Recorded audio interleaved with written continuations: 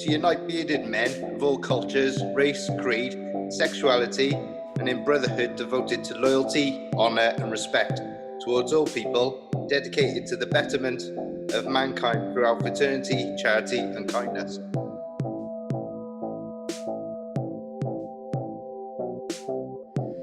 Welcome back to episode 6 of the Whole Life Crisis podcast with me, your host, Ollie Rosser. And no longer the only voice that you'll hear on this podcast, which I'm very excited to say. This afternoon I sat down with Stevie B and Stevie Y of the Bearded Villains Welsh chapter and basically just asked them a bunch of questions and got to know a little bit about the group, how you join, where it all started, what their ethos is, and the kind of work that they do. I didn't know much about the Villains before we sat down and talked about it, but it was really good to sit down, especially post COVID-19 lockdown. Even though we only did it over Skype, it was good to sit down and have a chat with them. I know these two guys not particularly very well. We've only really interacted over Instagram for the most part, and Stevie Y works in runs the local coffee shop that Sean and I like to go to. So I speak to him in person while he's in work and while I'm being a patron of his business. But yeah, we've not really hung out before or spent any time together. So it was good to sit down and get to know them a little bit better. Hopefully the conversation went well. I've had to record it over Zoom because obviously we can't get into the same room due to the lockdown. So I have done a little bit of editing on the podcast just to take out some of the ums and ahs and to minimize any instances of somebody talking over somebody else. The sound quality isn't 100% as I'd like it because obviously we were using different equipment, and I'm not entirely sure how Zoom saves its audio files, but it was a good first attempt. It was a good listen. Yeah, I'm pleased with it. So I'm going to cut this off here. Introduce the guys. It was Stevie B, Stevie Y of Bearded Villains, and here's the discussion we had this afternoon. He's in. There you go. Hi, gents. Perfect. That was weird. How you doing? How's it going? Not bad, man. How are you, dude? Long time no see. I'm good. Are you back in work? 17th we open officially in the evenings. Yeah. So we'll be back for a day before that. So part-time furlough till August. And then, right. Yeah. How about you? You still, your business going all right? We've been off for the past, 13 weeks now. So we reopened last week, but it's like a gradual thing. So we were there 2 days last week and it'll build up slowly. Yeah. Yeah. So I'm glad this works. Yeah. Cool. I've been a bit nervous about this morning because I've set everything up. I've got it all perfect and I'm just hoping it records everything properly. Cool. Yeah. Yeah. Be fine. All right. So what I'll do a little intro for it once we've finished. Yeah. Yeah. But essentially, I've wanted to start a podcast for ages. I've called it Whole Life Crisis because I'm 35 now and I think I've never really known what I'm going to do with my life. Yeah. Fair enough. So instead of getting to 35 and panicking, I've sort of panicked throughout the whole thing. So I figure I want to speak to people who are doing interesting things, different kind of jobs, different walks of life, all that sort of stuff. Yeah, fair enough. Yeah, man. It's cool. This is probably a bad first episode because I can't help but feel like you've stolen my style somewhat. Rude. So we all look exactly the same. Yeah, over that. Yeah, I might take my hat off as well. Bald. Yeah, there you go. It's a good look. So how have you guys found lockdown? You go first. I found it difficult. I've literally not heard from my employer at all. Yeah. Yes, I've contacted them for different jobs, but yeah, I'm just sat around the house pretty much. Do you know you've got a job to go back to, or is that? I'm hoping so. I did go there yesterday, and they've moved everything around. They've changed all my print room and that, and apparently there's just 2 of us who are not there out of 23. Right. There was a little bit, but the guy who's doing my job is a designer, so I think they'll just have me back at the end. Right. I think me not being there, they've saved on my wages. Yeah. And done and used my money for a new print room. Nice. That's probably it. Nice. Hopefully they'll put a plaque on the door with your name on it. I hope so. Steve Drum. He likes Steve. Yeah. Yeah. So I want to talk about the bearded villains because I find it interesting. So I've got a couple of questions for you. I've sent them you before, so I'm not like ambushing you with stupid stuff. But can like one of you explain briefly what it is? What are the bearded villains?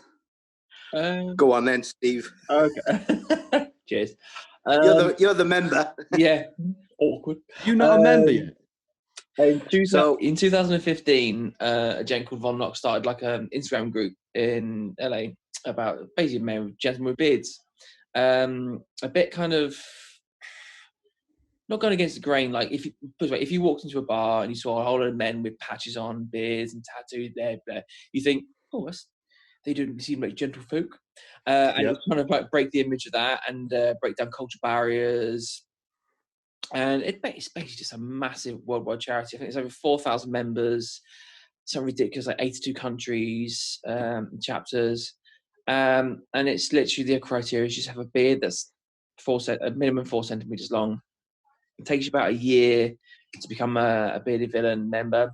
A bit like prospecting. There's different like ranks and stages to go through.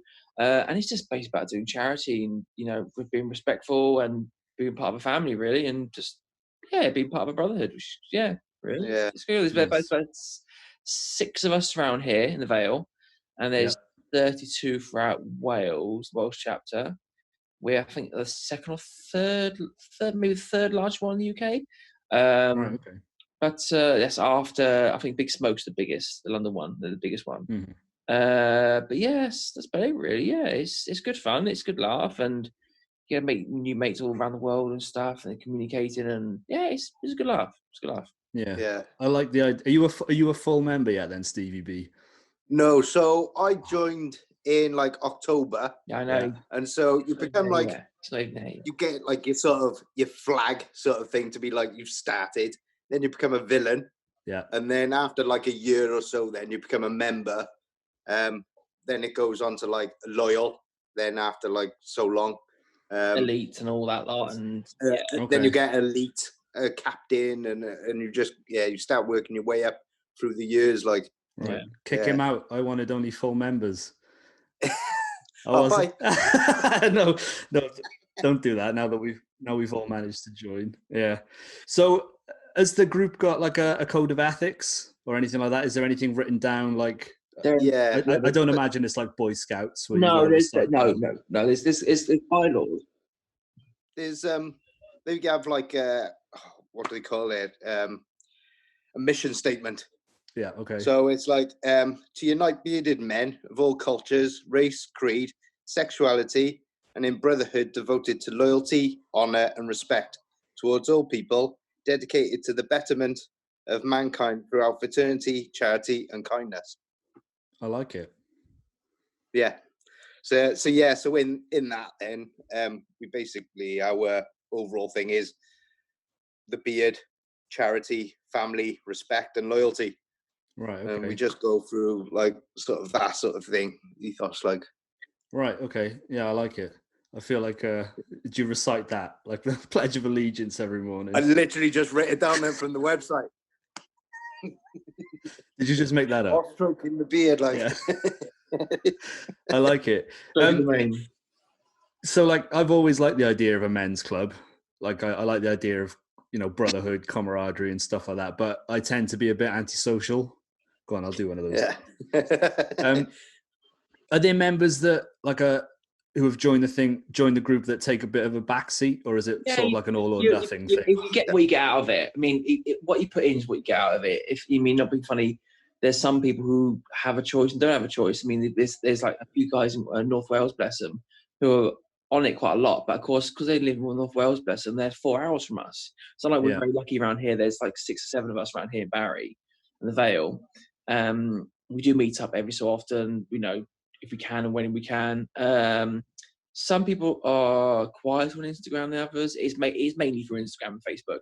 But it's what you want to get out of it. If you just want like a chat with some gents and become part of, so you can do. If you want to go all out and just go for everything, go for ranks, go buying every single bit of merch going, you can do. It's exactly what you want out of it, you know. So is there like an obligation to, if you are a member, turn up to charity events and things like that, or could you just be like a supportive There's no member? obligation to anything at all. It's just completely what you want, when you want, how you want to do it. I mean, we do charity things. We've done, I think, 5 or 6 since late last year. Okay. Have to come, but part of it is obviously charity work, and that's the reason people join us, because they want to do something better for each other and the people around them. So 9 times out of 10, that's what we want to do.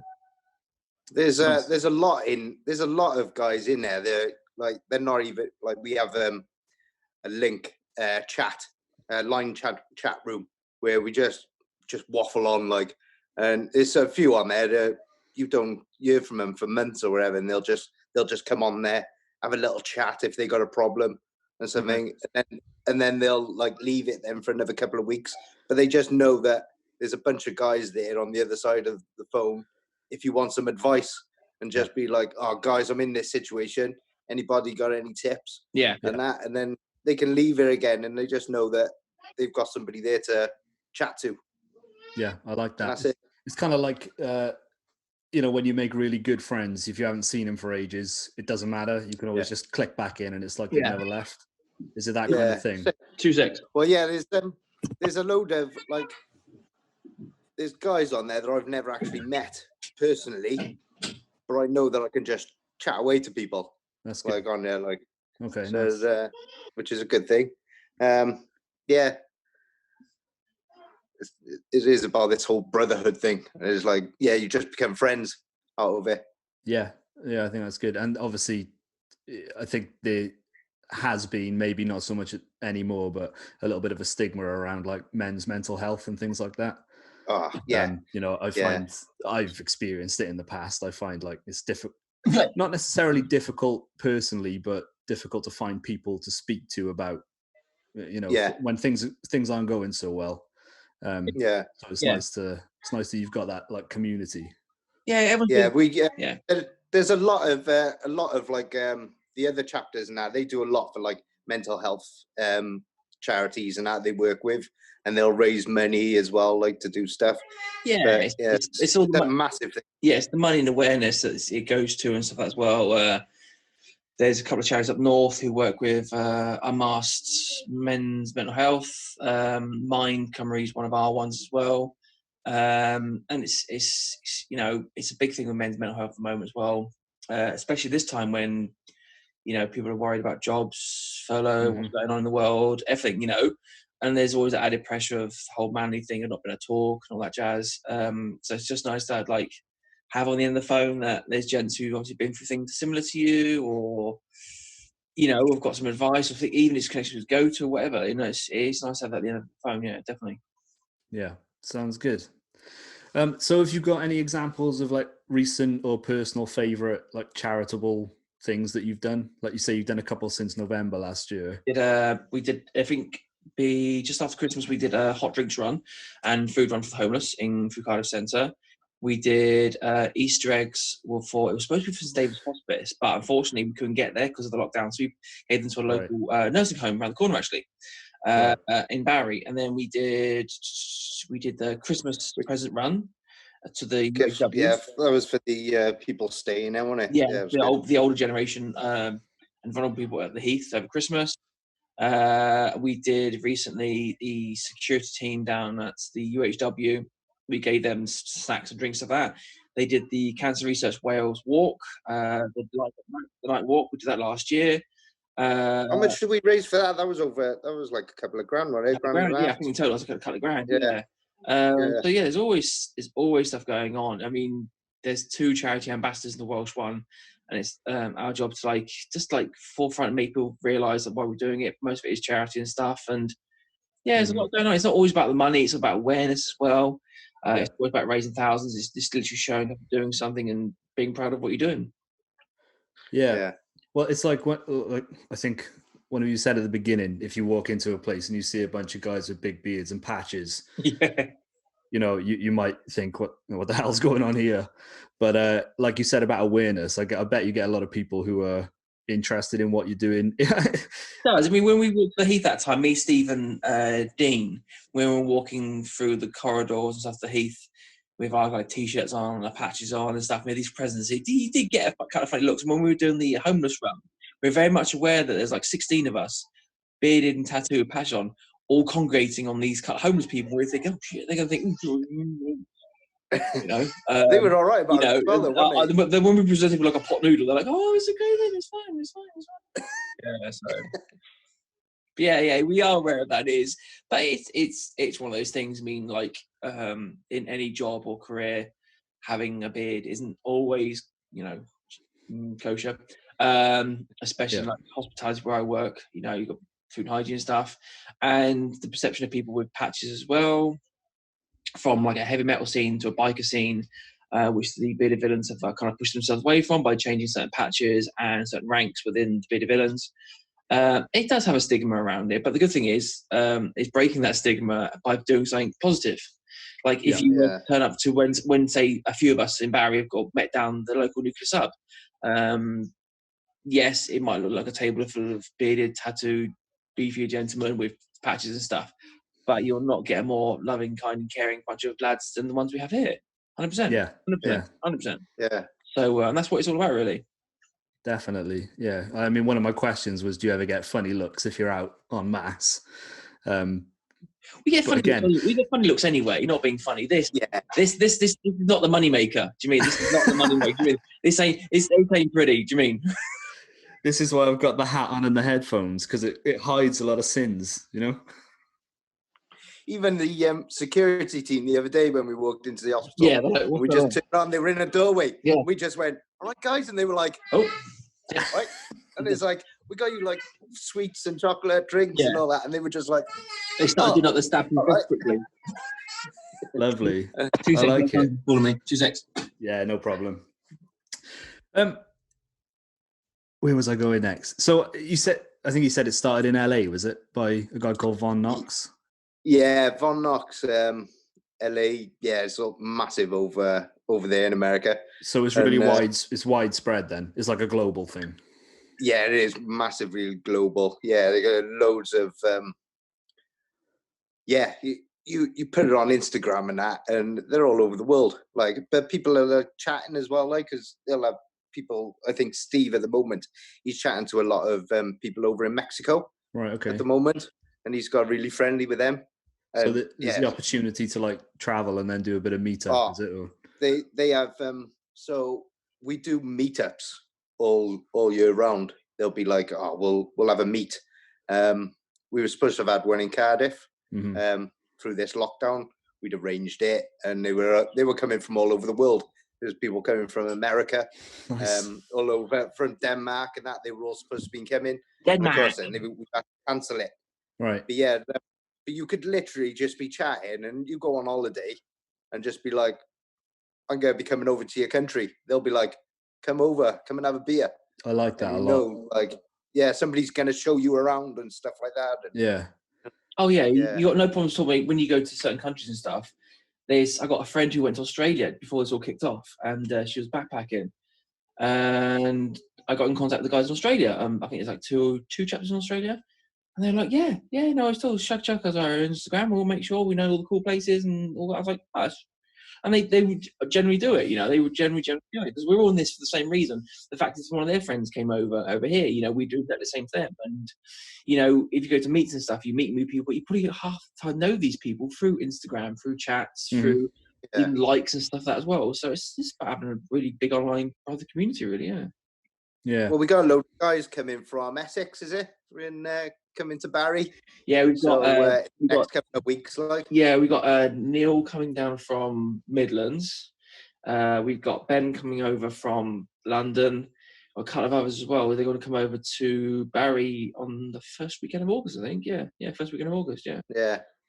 Yeah. So that's again, it's just like a mini meet. A mini meet. We've got the captain of the Polish chapter coming in end of August to see his brother in Merthyr, and he's going to pop down and see us. That's the captain of the Polish lot. So yeah, it'd be cool.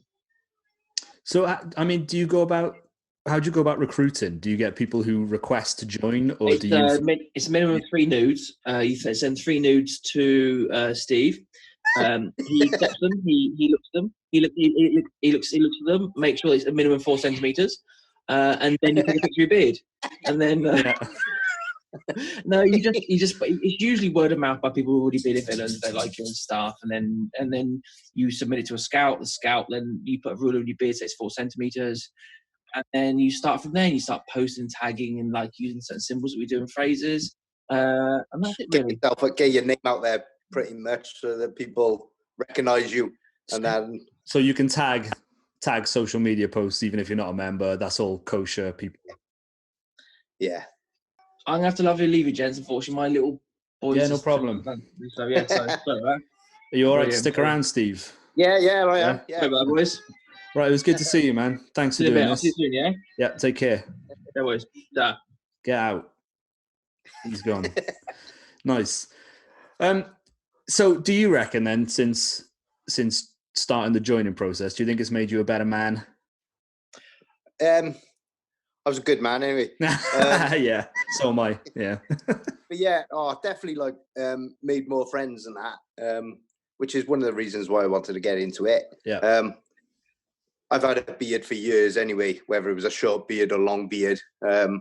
Yeah, so it was one of the Barry boys then contacted me, Andrew Betts, and he was like, "Do you want to get involved with this?" And then I noticed then Steve was in it. So I was like, "Yeah, go on in." And yeah, I just got on from there. And obviously, I was on Instagram anyway, all the time. I mean, that's how I know you two boys, really. I don't think I've seen you much outside of Instagram, besides any time I've been in academy and Steve's working. Yeah. So yeah, it's good. But yeah, it's doing like all the charity stuff as well. I've just thought, it's great. I used to do a lot of charity work years ago anyway. Like while I was in college and that, like, so I've always been interested in it. And when they were like, "Oh yeah, we'll do this," and like the Christmas run, I think we were spending like £10 per bag, and you do one for a male, one for a female. So what was this? 20 quid I'd spent, and you take that, and you know that somebody one Christmas morning is going to open up a gift while they're in hospital, and it's just like, you do it, and you're like, actually, that feels really good. What was that? 20 quid out your pocket, like. Exactly. So, and the same then with the homeless run. Yeah. And we just like, I bought a tub of coffee. Somebody else bought the sugar. Somebody else bought like a load of pop noodles, load of cheap stuff. And I think we fed probably 20 to 30 homeless people over. I think it was in January. Yeah, and you see they were just coming up chatting and that, and you're just like, yeah, I didn't even realise how many homeless people there were in Cardiff until you do that. Sit and you actually go to see them and find them, and they just pop it up. And it was like, I only spent a couple of quid. Yeah. So that's really good for it. So like that small contribution from each of you had a massive impact. Yeah. It's good. It's a great message to spread, I think. Yeah. Like I like doing charity stuff, but it's not so much charity work. Like I just all I can contribute at the moment. Well, I say that I could probably do more physically, but all I can do at the moment is money wise. So I give to a couple of charities, but it's great. I appreciate that. Yeah, that's good. That's it really. Have you got a website? So there's the Bearded Villains. You go on, which is their main site. They sell like all like the merchandise, like hats, clothing, and that. Yeah. It is a bit expensive, especially when you got to ship it over from America, and you're like, But yeah, every chapter then has his own website as well. Then, so the Welsh one got it. Okay. So we've recently had like new caps, new patches. So the patches that we were selling were for Pride. So they had the rainbow patches of our badge. Yeah. And I think they had to stop it at one point because within 40 minutes we'd sold something like 90 odd items in 40 minutes. Break the like website. When it went out live. Yeah. So they were like, "All right, we're gonna have to close this for a bit. Hang on." Too much demand. Yeah. Nice. So that's good. Well, what I'll do is this is going to go on YouTube after once I've done all the editing and stuff like that. So if I can grab any links off you for the websites, I'll put them all in the description and that. And I mean, yeah, I'll send them over. This podcast has about maybe 10 listeners, but hopefully it'll grow and they might get a bit of exposure, especially with like the local. Yeah, well, I'll put out the link anyway. Yeah. We'll put out the link. Please do. To the boys on the page just to have a listen. Yeah, I think it's gone all right. And a laugh. Yeah. Yeah. I got one more thing. I didn't send you this. This is a bit of an ambush question. Go on. But can you think of your greatest achievement and regret in life on the spot? I know that's a bit of a big question, but greatest achievement. It's got to probably be like my judo competitions. Yeah. And stuff like that. Even from like being a coach or getting my black belt. Myself, like I've worked hard doing the judo. So that, and did you do that from a young age? Yeah. So I've been doing this since I was like 10. So what, 30 odd years now. So yeah, doing all different martial arts now, but still teaching judo. And have you done any online stuff did I see? Yeah, so I've been doing Zoom judo classes. Right. So yeah, and which is a bit different because judo is throwing people. Right. You're trying to teach somebody how to throw somebody over, like, but yeah, it's just the movements and getting the guys to move around and now while they're on lockdown and we can't run a class, like. Yeah. Okay. Is it working all right? Yeah. So really good. So they have like the martial art I'm doing at the moment is kudo. So there's like punching, kicking, and all that, and then throwing and submission. So yeah, one night they'll be doing like the punches and kicks, the movements, and that. Another night, then I'll be teaching them the movements to throw in and that. Right. Okay. It's just getting people fit fitness. Yeah. So that's nice. Well. And it keeps you fit as well, I suppose. Yeah. Well. Yeah, I could do with a bit more of that as well. Yeah, I could do well. I'm carrying quite a bit of lockdown weight at the minute. Lockdown Timber's fine. Lockdown Timber's fine. He's back. Oh yeah, he is. Go on, do if you can. Got any like a bit like the main regret that comes to mind? A main regret. Yeah. Coming on here. No, I enjoyed it. Yeah, I love a good chat. Yeah, me too. I regret. If you haven't got any, that's perfect. No, I don't think I have. You've lived a quality life. It's brought me to the man I am today. Perfect. Yeah. Every lesson is. Steve, are you back? I'm back with yes, kind of yes. Can I ask you the last question quickly? We got like 8 minutes before this kicks us off. Sure. This is a bit of an ambush thing. I didn't send you this previously. Okay. Can you think of your greatest achievement and your greatest regret? Greatest achievement becoming a dad. Me and my wife. Yeah. 100%. If it wasn't for my wife, I wouldn't be the person I am today. I have 3 children. Biggest regret is trying the blackcurrant jammy wagon wheels. That is my biggest regret in life. It was the most horrible thing. I built it up in my mind so big. It's a blackcurrant wagon wheel. It's going to be the biggest thing. Had it, completely regretted it straight away. Terrible. Should have kept it as a fantasy. Brilliant. Honest. Yeah. All right, cool. Well, cheers for sitting down, guys. Thank you. No problem. As I said when you were briefly away, I'll put all this on YouTube. And if I can grab some links off you, I'll put them in the description and everything. Link, like Africa, you mean? Yeah. I was more of a pulse man.